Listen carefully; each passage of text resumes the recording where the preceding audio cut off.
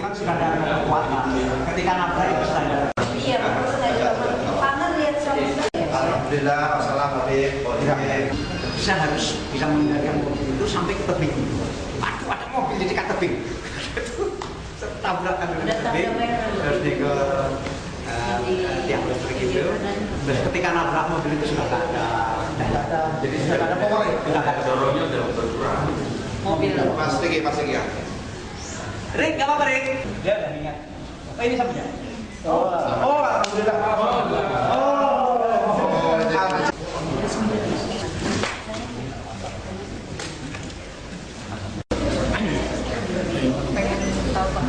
Ceritanya Ya, mungkin saya salah ketika menuruni tanjakan yang luar biasa tajamnya dari Cemorosewu menuju Sarangan. Itu kan turunnya luar biasa tajam, dan di situ rem tidak pernah saya istirahatkan.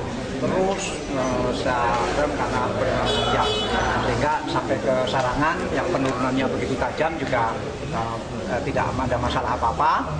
Nah, ketika sampai di Pelausan kok ini belasur, jadi saya coba nggak bisa. Kemudian rem tangan saya injek juga sudah nggak ada gunanya. Terus saya lihat semakin lama semakin cepat karena turun kan, nggak bisa dikendalikan. Saya mencoba terus saya kendalikan di jalan dengan cara zigzag tadi, tapi saya sadar sepenuhnya. Saya tahu apa yang harus saya lakukan, saya sadar sepenuhnya, saya harus menghindari celah-celah itu sambil mencari apa yang bisa saya tabrak.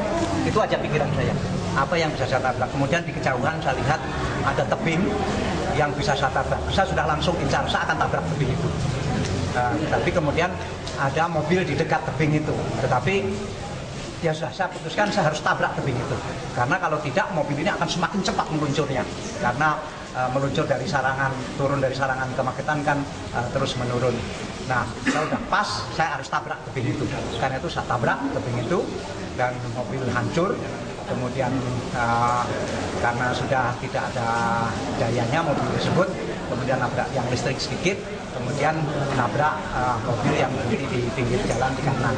Tapi ketika nabrak mobil orang tersebut, memang mobil sudah hancur, jadi sudah nggak ada dayanya, sehingga mobil yang saya tabrak tadi hampir tidak lecet pun hampir tidak begitu, dan penumpangnya semuanya nggak ada masalah kecuali kaget.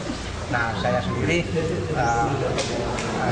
saya tadi sudah menghitung, seandainya keputusan saya menabrak tebing tersebut menimbulkan risiko yang tertinggi pada saya sudah hitung. Karena kalau tidak saya akan menyalahkan orang lain. Lebih baik saya putuskan saya yang ambil risiko. Tentu saya sudah hitung risiko ini, tetapi saya pikir lebih baik saya tabrakkan tebing itu dengan konsekuensi mungkin saya meninggal atau saya cedera dan seterusnya, daripada ini saya biarkan terus semakin kencang semakin maju dan tidak tahu apa yang akan terjadi dalam penurunan yang semakin cepat itu yang terjadi. Nah, setelah nabrak tebing dan mobil hancur, saya pikir kacamata saya di mana, saya pikir hancur, ternyata kemudian ditemukan yang saya pakai sekarang ini, dan saya rasakan saya tidak merasa apa-apa. Kemudian saya lihat muka saya tidak berdarah, tangan-tangan saya juga tidak ada luka sedikit-sedikit, tapi luka kena kaca. Kemudian saya coba gerakkan kaki saya bisa bergerak, saya coba gerakkan kaki kiri bisa bergerak, sehingga saya semua mencoba organ badan saya selama kira-kira 7 menit tadi sebelum saya teman-teman minta saya keluar dari mobil, dan kemudian saya bisa keluar sendiri hanya di kolong sekedarnya. Dan saya langsung bertanya yang mobil yang saya tabrak tadi ada masalah atau tidak.